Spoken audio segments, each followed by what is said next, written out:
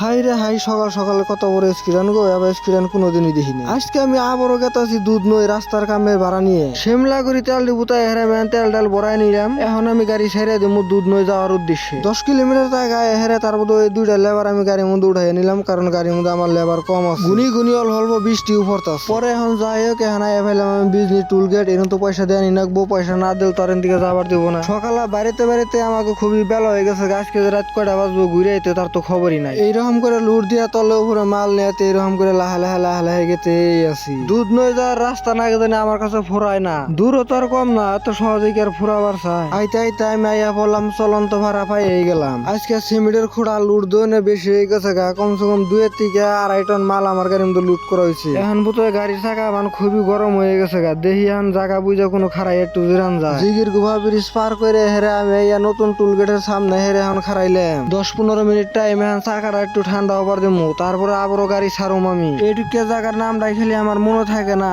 এদিকে বাহম হয়ে গেলে গোয়ালপাড়া টাউন। কেউ যদি জানুন কমেন্ট বক্সে কমেন্ট করে যাবেন। এইটুকের জায়গাটাও খুবই দেখতে ভালো লাগে, কারণ ওই পাহাড়টার জন্য গাড়ির থেকে নামলে বাদা খুবই সুন্দর দেখা যায়। আমার সামনে হঠাৎ করে স্ক্রিন এটা হয়ে গেছে পিলপিলি আলার বাইক। এটা হচ্ছে কৃষ্ণই বাজার পাওয়ার আগে থানার সামনে।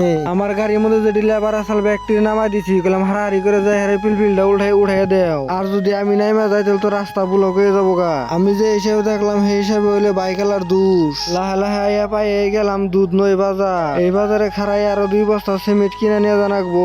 এদিকে 1 কিলোমিটার এই রাস্তা, যে রাস্তায় কামে যাবো। কাম চালু করে দিছি আমরা রাস্তায় হেরে। এরকম করে আমরা খোড়া গুনা গাড়ছি আর রং দিতাছি। সিমেন্টের খোড়া সাইনবোর্ড এইসব আইনা গাইরে ঢালাই ঢালাই করে ক্লিয়ার করে দিচ্ছি আমাকে জানাকবো। এদিকে আজকে আর বেশি লম্বা করলাম না, এই তুরি।